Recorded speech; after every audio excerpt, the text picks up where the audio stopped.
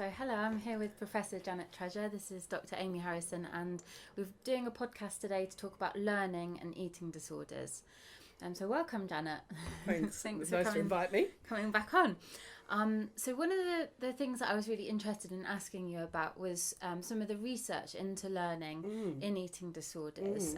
We were just chatting before we pressed record about different types of learning, about emotional learning and habit learning, and hopefully we can cover both aspects of that today. But could you start by giving us an overview really on what we know about learning and eating disorders and some of the challenges that people face? I have to put up my hand that this is an idiot's guide, because I find the psychology of learning very befuddling and different words are used and different concepts and models that I don't fully understand. I'm sure you're not the only one. So this is my understanding, but the brain is very much a learning machine. That's what it does, and it guides us through the world based on learning. And one of the basic things it learns are things to avoid threat. And what we do know is that for whatever reason, food and its connotations, what it's going to do in terms of body shape and what that means in terms of social relationships, very much become associated with threat and fear. We've been interested, why does this happen? Is it that people with eating disorders are more sensitive to threat? So we have started, it seems a bit amazing now looking at fear learning in anorexia, and the results are very interesting. So we did just a basic paradigm of how you get people to learn about a threat. It's just a nasty scream that's paired with another shape, and how quickly the body learns to expect the scream with the shape. So it's a basic learning model. People are kind of associating the scream and the shape, yes. And then after a while they'll respond to the shape as in the same way that they would have to the scream, yes. because they've learnt that the yes. shape means that something scary yes. is there. Yeah. So that's sometimes this form of learning is called Pavlovian learning, isn't it? Because it's what Pavlov found, that his dogs, they associated food. He rang a bell and they salivated. So it's the same sort of thing. So the scream is something that none of us need to learn about. It gets us frightened. Oh, we already know that's horrible, don't we? Yes. Yeah. So it's whether you expect to get screams when you see triangles or whatever, you're learning about. Yeah. Yes, going down a dark alley or whatever. So what we found was that people with eating disorders did learn about threat quite very well, and they tended to generalize it. So, one triangle and then one a bit bigger and one a bit smaller all primed them to think, this is perhaps threatening. So they were a bit more sensitive to threat than the rest of the population. And then what do we do with this threat information? Because sometimes it always works, but sometimes it was one experience that doesn't really help you for life. The fact that there was a triangle when there was a scream was just arbitrary. Yeah, so you just learn it by accident, yes. and then it sort of sticks with you. It can stick, because it's a strong thing. So can we help people unstick it? So, and what we call that is extinction learning, and where we give lots of triangles and we don't give the scream, and so whether people can unlearn it. So over time, through sort of looking at the triangles and getting used to them and learning that scream's not going to come, the triangles then just seem okay. Yes. Yeah. But it isn't a question of getting rid of the original memory. That never happens. Always, especially with threat, it's always there. What has to happen is you have to learn a new thing, is that what we know now is that most triangles are never associated with screams. Yeah. So it's a new learning thing. So the brain learns more. And what we found was that people with an eating disorder, it took longer to get that new learning, to forget the link. So that could explain why these eating disorder association fears are a bit stuck, because it's hard to unstick them. Yes, that really makes sense, doesn't it? Because even though people may get into a kind of safer weight range where they're not kind of physically compromised in their body, they still report being really scared of things like food or changes to weight and shape. And that seems to go on for quite some time. And it's really horrible, isn't it? Because you kind of think, oh, this poor person has to keep finding these stimuli, these cues distressing, and it doesn't go away. Yes. You know, it's a bit of like a relic of the eating disorder. Yes, that's right. It just and perhaps part of it is that it's when you're unnourished, it's hard to learn because learning takes energy and that sort of thing. So maybe the brain isn't so good at learning to unlearn, if you understand what I mean. Yeah, so it's hard to do that when you're undernourished. That's right. But also, it's not just the being able to inhibit the learning, but it's also whether, because in all things, it's all very well having this new learning, but the old learning tends to pop back. Yeah. And people have different sensitivities to it popping back. And we do find that the people with an eating disorder, it pops back, even if they've unlearned it, the original fear pops back a bit more. Because I think that's an experience that lots of us have, that we've overcome things that were scary, but then when we're stressed, suddenly we don't want them and we avoid them and we notice that we're scared by them again. Because that fear's always going to be there, and it's a question of that new learning and the courage and the going for it to overcome it. So we know that is hard. And so, but the good thing is that we know a lot about trying to help getting these inhibitory learning. So is the inhibitory and extinction learning sort of the same thing? Yeah. Yes. So that's relearning the value of a particular stimulus, that it's not as scary as you think, as your brain's telling you it is. That's right. And at one time we felt we had to go little by little, piece by piece. And there's a lot of research saying that, in fact, you know, it's good to sort of mix it up. So sometimes do something that takes a lot of courage and then sometimes go back to something that's a bit easy. So that's interesting. That is interesting, isn't it? Because in my training as a clinical psychologist, we were shown to sort of systematically desensitize people. And, you know, you'd look at a picture of a spider and then it would be a small one and then it'd get bigger and bigger. But it sounds like the new knowledge is you don't really have to go in that sort of methodical order. But I mean, it might be good to persuade people to start, because obviously it takes a lot of courage. You don't want to start with a tarantula. But it's really very helpful for carers, because things are going to be, you know, you're not going to have the same food or the food that was planned. And, you know, that's going to be hard to do, but it's good because it will help the learning. So it's that novelty that the brain novelty likes, can be really, and sometimes they talk about deep extinction, where you have more than one feared thing at a time. So I think that's very helpful, because it shows that, because we're saying that it's going to be hard, it's going to take time, so it can't be just done with a therapist. And and this is another thing I need to say, is that what we know about this extinction, this inhibitory learning, it's only learnt in one place. Yes. So you learn to not have the triangle and fear sitting in my office. But if you were somewhere else, you would still be fearful of the triangle.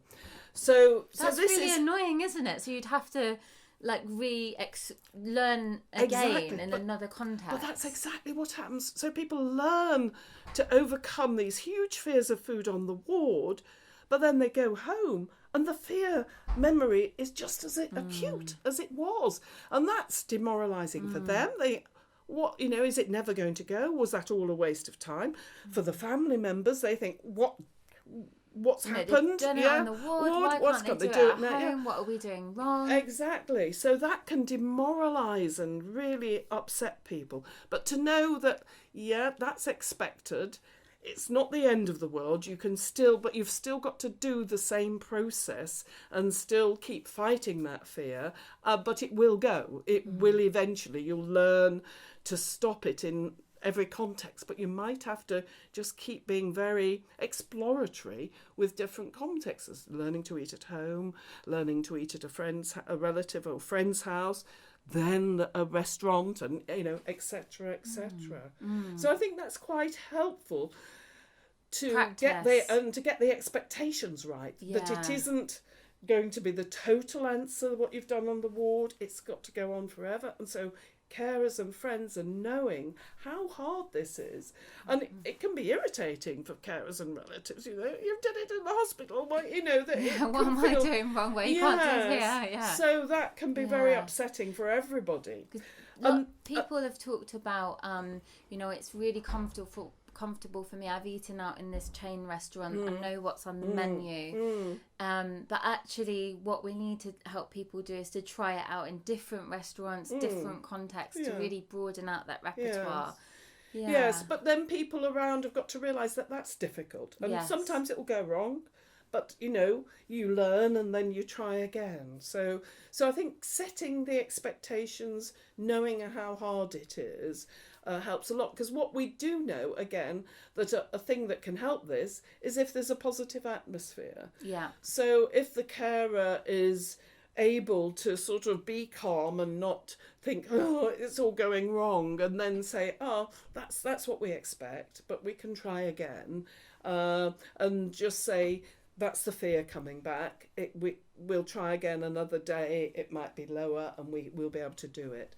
So I think that having that positive, encouraging, coaching relationship is helpful for both parties. And I think that's really important, because lots of people with eating disorders and their families, there can often be quite high perfectionism. People have very high standards, and they may really hope that it will just always go right. So actually, it's a conversation beforehand saying, look, the best that can come out of this is that we learn something new. We may or may not get it right. We may get it partially right, and that's still okay. And let's give it a go. And you can always think, well, I wonder why perhaps it didn't go. Was there something, a bit of a trigger? There might not be anything, but because it might be just something internal. You may be having a physiologically off day that you don't fully know about, but there may have been outside things. Yeah, and I think coming from a kind of psychological perspective, one of the important things to do is that debrief at the end. What went well, what did I learn, and really try and update your beliefs about that feared situation or that feared stimulus, whatever it might be, because then that sort of, I think that embeds the learning, doesn't it? It's kind of an extra layer. My brain's learnt to tolerate it. It's learnt it's not that bad. And I'm updating my beliefs about it too. I think that's really right, to sort of go and to set it beforehand as well. What are your expectations? So a bit like a scientist, what is my hypothesis? What is my expectation? And then, like you do as a scientist, review your expectations. Did it change? And if it didn't, why not? That sort of thing. So see it as an experiment. Yeah, and I think they've got to take every eating experience as a bit of an experiment, and they need oodles and lashings of patience and calmness. It's really tough on both sides, and huge courage on the part of the individual. A lot of courage. I mean, imagine facing your worst fear 3 times a day plus. You can only imagine what that must have to be like. Then the other aspect of learning that I found interesting to talk about is that one thing that happens with fears is we learn things that make us feel safe. So we learn behaviours that keep the food from frightening us so much, which might mean doing a certain amount of exercise, it might mean a certain amount of counting calories, or the next day I'm going to restrict more or something. Exactly. All those sort of things. So usually there is a huge network of those things. So sometimes people with eating disorders talk about like safe foods, or some psychologists might talk about safety behaviours. That's right. So there are ways you can avoid getting anywhere near it. And what we know about those is that initially there's a reason for it. You want to lose weight, but over time the initial reason has gone, and you might be wanting to overcome that behaviour. But these behaviours have turned habits. So we know that if you repeat something, it goes to autopilot and becomes a habit. So even if you don't want that goal, the brain keeps on doing it because it's wired in. And they see that happens after 30 sessions, and it happens with rats and whatever. So 30 repetitions is enough to sort of embed that in your brain, and then it becomes a habit. You just do it automatically, even if the original reason why you're doing it is no longer relevant. Exactly. And we know that certain toxins to the brain make you be more tendency to do habits versus this planning goals and more thinking about things. So, for instance, there's been some nice experiments with mice and exposing them to alcohol vapours, because they wouldn't have alcohol otherwise, but they breathe it in. And then their brain switches to more of this habit, just doing it just because you're doing it, rather than helping you get a goal. So the alcohol toxin is kind of affecting the learning process. And making things more habits. And what we do know is that people with eating disorder do tend to have more of that habit system set in. Yeah, people seem to be really good at sticking to rules and routines. That's right. Yes. And so perhaps the starvation, because the nerve cells haven't got enough, because they have to make new proteins and new connections to do learning, they haven't got enough of that to be able to get these new pathways going. So that's a second way. So we've got the fear learning, then we've got this avoidance learning, this habit learning. So both of them sort of sit together. So it's something that initially made you feel safe, then becomes a problem. The initial solution becomes the problem, and then the problem is having to overcome that habit. And part of the challenge there is that if your brain's undernourished or intermittently nourished, you haven't got the kind of fuel, I guess, that's required. More flexible. Yes, to help you be more flexible. So, I mean, people are making great steps in this. I mean, it's not just in our area, it's relevant for alcohol, it's relevant for depression and anxiety. And so there's a lot of work with new drugs, with new ways of doing these experiments. And so there's hope that we can learn, looking at these other conditions, such as obsessive compulsive disorder and anxiety.